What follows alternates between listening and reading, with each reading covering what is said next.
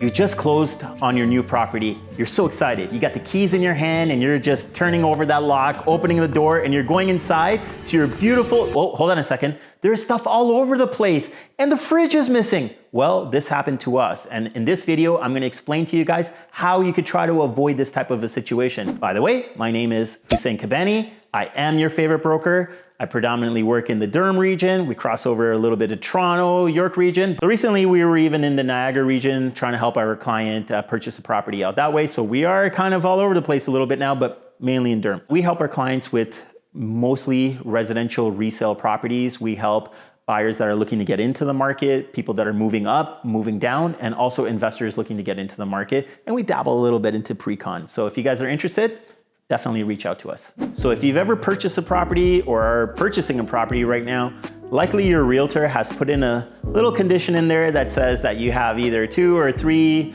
revisits to a property. And those are awesome to have, right? Because sometimes your family, friends, you want to show off your property. They haven't had the opportunity to see it. You want to show your parents or whatever that you've purchased this property. So it's a good opportunity to bring them in during that time. Also, it's a good opportunity to bring in any contractors or anybody else that you want to do some work, try to get those quotes earlier. And for yourself, if you're trying to buy furniture for the place, you could go in and physically measure it. So those 2 or 3 revisits, depending on how your agreement is written, is an awesome opportunity to do all of those things. We usually write 3 revisits to the property. Very important to go in there and try to take a look at this property prior to the closing date, okay? And why I said sometimes I would like to try to do it even on the day of, because it depends on what that seller's condition is. In most cases, what I've seen recently anyways, is that the seller of that property has probably bought something already and they've bridged finance so they can close on their new property and comfortably move into that. So the house that you're purchasing or condo is basically gonna be empty at this point, and likely you're gonna be getting it in that condition, and that's what we want at our best to try to evaluate, okay? Very important again to go through and do a final visit, because I wanna make sure that everything that is included with the property is there, anything that's not supposed to be there is not there, and we wanna verify the condition of the property prior to us closing. You might be like, hey, Hussein, you're just a realtor. How are you gonna verify the condition of this property? That's right, I'm not a home inspector and I'm not a builder, so we're gonna do some basic kind of things here to kind of cover you guys. Really, during this final visit, you may still be, as a buyer, been floating around and doing your own thing, and that's fine. But what I will be doing is, first of all, I'm gonna be going through our purchase and sale agreement, and I'm gonna verify that everything that is supposed to be on the property is on the property. Example, you have a stainless steel fridge, you have a stainless steel cooktop, you have a stainless steel dishwasher, maybe you have red washer and dryer, maybe you have a bar fridge downstairs, maybe you have certain lighting fixtures. I want to verify that all of these things are there. Whatever's supposed to be there is actually on the property. Now, there could have been some exclusions as well, okay? There could have been an exclusion for a TV wall mount, okay? So I wanna make sure that they've patched and painted that, because that's what we write in our agreement. If you're gonna remove a TV wall mount, it's gonna leave some damage, so you gotta patch and paint that to the matching paint. Sometimes what happens is that someone is fond of a lighting fixture and they exclude that in the agreement. So what we usually write in is that they're gonna replace it with just any kind of light fixtures, just so when you go there, you can at least turn on something, okay, and verify that it works. So we're gonna make sure if they've removed it, that they've replaced it with something else. So that's the first thing. I'm gonna check for the inclusions, the exclusions, and I'm gonna make sure they're there.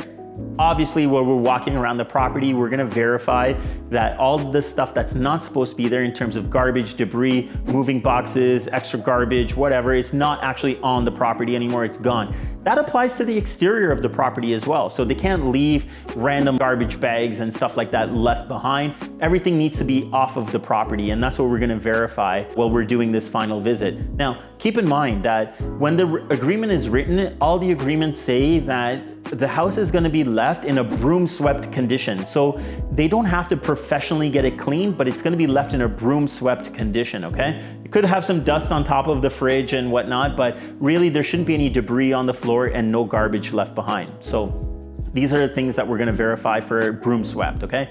Now, I'm gonna do a couple of passes around the house. The first thing I'm gonna do is I'm gonna go around, I'm gonna turn on all the lights. So we're gonna make sure all the lights turn on. After I'm done that, I'm gonna come back and I'm gonna start to turn on the dishwasher, the washer, all these things that need time to kind of cycle, we're gonna just turn them on so they have time.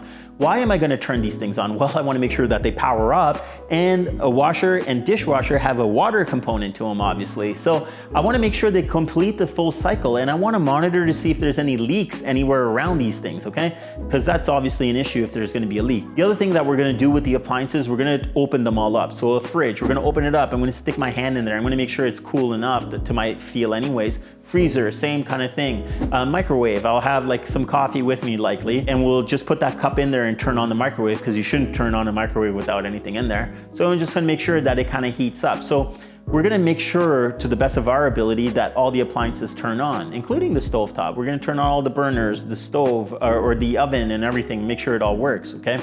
So that's kind of testing the appliances and making sure that they're in working condition. So we have the lights on, we've tested the appliances. Another thing that we can do is we could spot check to make sure that the plugs actually work. Very simple to do. Just take a little night light with you and just plug them in quickly and just make sure that the plugs are all working. So you get an idea of like, hey, the electrical in the house seems like everything is okay with it. Another thing I'm gonna do is I'm gonna do the plumbing check, okay? So we're gonna go to every single sink in the house. We're gonna turn on the hot and the cold, making sure that we get hot and cold at all of the sinks.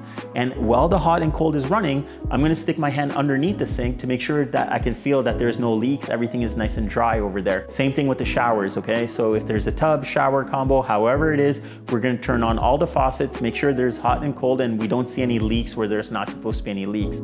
So at a high level, that kind of covers you guys off for plumbing and for electrical, even for HVAC, okay? So we're gonna make sure that if it is a cold day, that the furnace is running, that it's hot enough in there, and the furnace obviously cycles. So, and even with the AC, it cycles. So we're gonna go to the heat or the registers, and we're gonna make sure that either there's hot or cold air coming out of it. Now, the catch of this could be is this: in the wintertime, we can't actually turn on an AC. So if it's too cold outside, you don't wanna turn on an AC. So we're taking a little bit of a risk with that if it's cold temperature. And even after the house closes, if you close on a house in February and you're not turning on that AC until April, well, we're in Canada, what am I saying, April, probably May or June, you might find out that it doesn't work and you may have very little recourse on that. We'll get to recourse afterwards, but the point is we're gonna check all of the mechanicals of the house as we're going through it. Another thing also is gonna be a visual inspection when we're checking to make sure everything's clean, that there's no excess wear and tear. Like they haven't been taking down this massive dresser from the stairs and damaged all the stairs or made a huge hole in the wall or something like that.